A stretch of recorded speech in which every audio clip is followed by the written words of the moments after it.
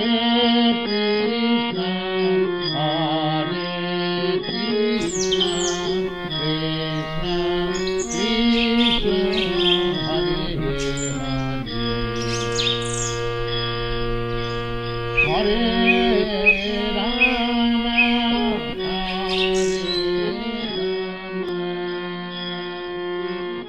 Krishna, Joe Prabhuji.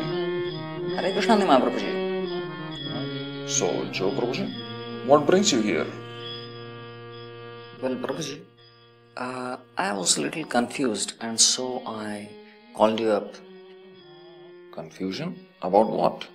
Well, yesterday I was with some devotee friends and we were discussing about how we should have a change in the management style, the way we function in the temple and things like that, so that it suits more firmly with what exactly Srila Prabhupada expected from us. Okay, so? So, Ajita Prabhu was telling that Prabhupada ordered for democracy.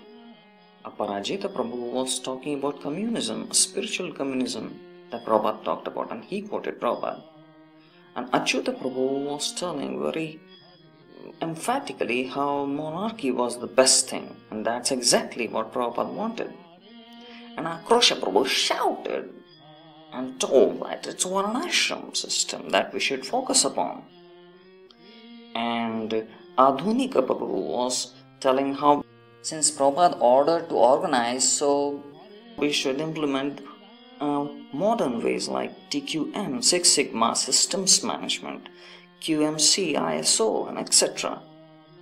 So I don't know what to make of all this.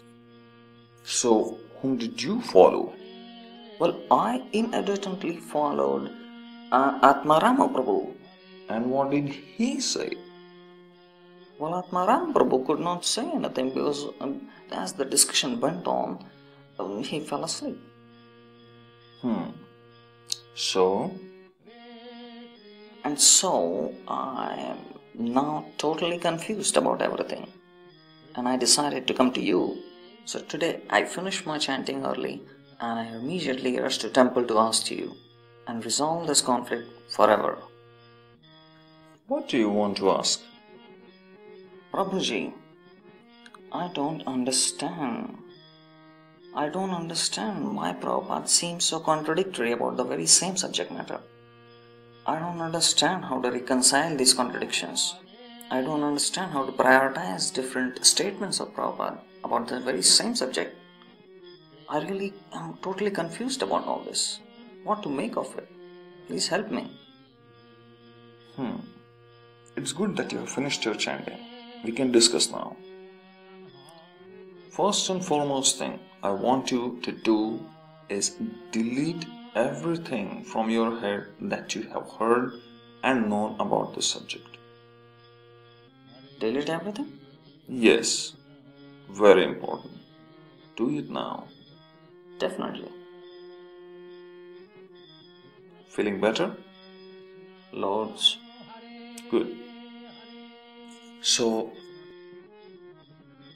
usually where devotees go wrong primarily is because of two reasons. Primarily for two reasons.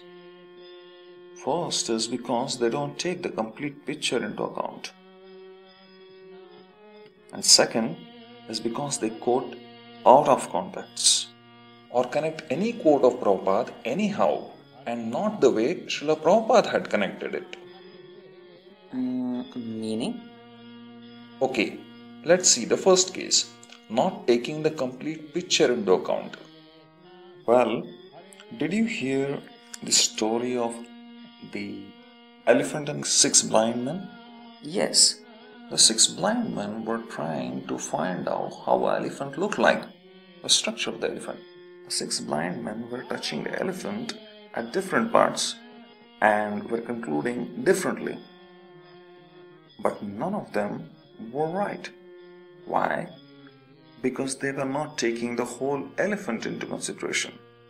That's why their conclusions were wrong, although they were locally right. That's why, unless we take the complete picture into account, we will never make right decision. Unless we understand what exactly Prabhupada wanted about a particular subject matter. Prabhupada gave umpteen instructions about everything. But we have to consider it all. Then only we can make a right decision about what exactly Prabhupada wanted to say about that subject matter. And secondly, people quote sometimes out of context or fail to connect the quotes of Prabhupada the way Prabhupada did and connect any quote of Prabhupada in any context that suits their idea. Like for example, in the case of how elephant looks like or the structure of the elephant, can we take the story of the cobbler and Narad Muni, where Narad Muni tells the cobbler how he visited the Lord, how the Lord was drawing an elephant out of the eye of a needle, and conclude that,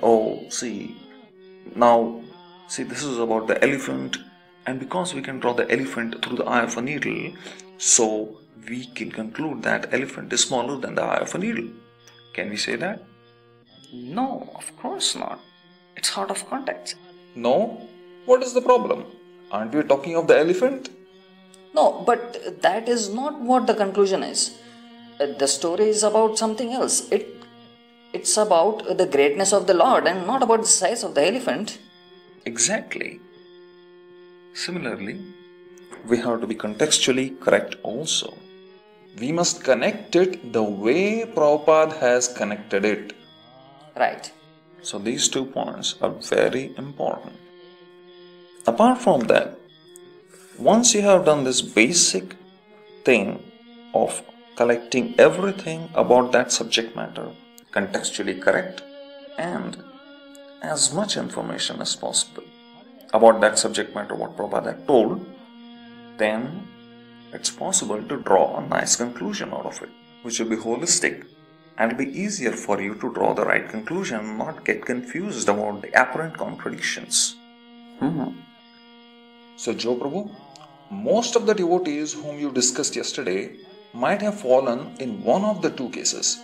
Either they may not have taken the complete picture into account, or they might have quoted out of context to suit their idea. Moreover, you must test everything by Guru, Sadhu and Shastra, no matter who says it. Oh, I see. Now I understand. But you think we can reconcile everything if we collect all the data and connect it the way Prabhupada connected it? Yes, why not?